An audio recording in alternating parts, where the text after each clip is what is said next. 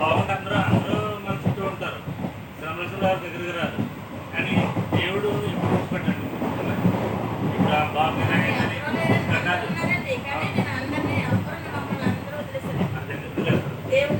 దేవుడు తప్ప నాకు ఏ ఆధారం లేదు. దేవుడు నిలబడరు కదా. దేవుడు తెచ్చిన వాళ్ళు మనం చేస్తాడు. నమ్మాలి మనస్ఫూర్తిగా. అయితే కొంచెం శ్రమలు వస్తాయి. చివరి నిమిషం వరకు మనం నడుపుకోకూడదు. ఇంటికి మనం బతుకుతున్నాం సేవలు. ఎంతమంది పెట్టారు మీకు? చిన్న అబ్బాయి ఉన్నాడా? ఆయన చెప్తే పెద్ద అబ్బాయి. చిన్న అబ్బాయి ఏం చేస్తాడా?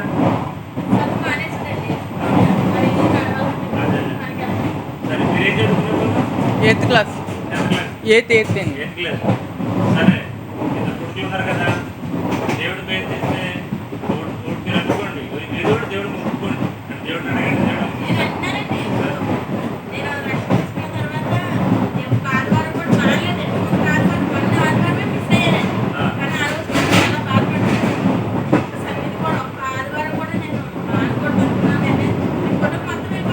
ఇలాంటే నేను ఎంతనే కాదు, నేను నాకు ఏం జరిగితే నా కొడుకుని నేను నీకు ఇచ్చేస్తాను, నీ సేవకి ఇచ్చేస్తాను.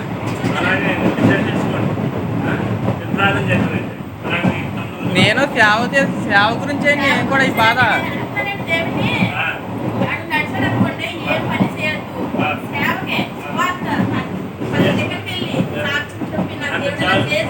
మీరు బాగుపడరా సాక్షి చెప్పండి.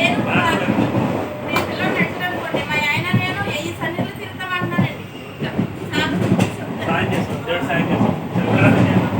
ఏం పెరగలేదు.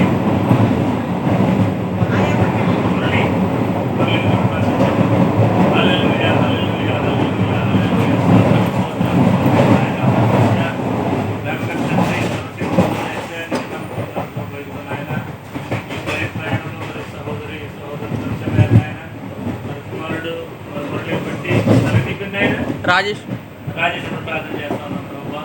మరిద్దరు ఆయన ఎవరు వేస్తున్నారు ప్రభావ. ఇద్దరు కార్డు సిద్ధపడిపోయిన రాజేష్. అలాగే ప్రభావ మరి మురళీని జ్ఞాపకం చేసుకున్న ఆయన సహాయం చేయండి ప్రభావ. బిడ్డల ప్రభావ మీరు తాకండి. మిగతా లేదని ఆయన బిడ్డలు దీక్షమైన ఆయన బిడ్డలు పుట్టండి ప్రభావ. వారిని ప్రతి బలహీనత వారిని ఆటకపోతున్న దెయ్యపు శక్తి, అంధకార శక్తి, దురాత్మ శక్తి, దీక్షణ బిడ్డల నుంచి బయటికి వెడలి పొమ్మని చెప్పి సహాయం చేయండి. మనం దుఃఖపడుతున్న తల్లిని ఓదార్చండి. ఆయన సహాయం చేయండి. తెచ్చింది ఈ బిడ్డల్ని ఈ ప్రభాస్తులుగా క్రీస్తు కొద్దులు కొన్న ప్రభువులు రక్షకుడైన యేసుక్రీస్తు నామమున అడిగి పెట్టుకుంటున్నాం. ఆమేన్.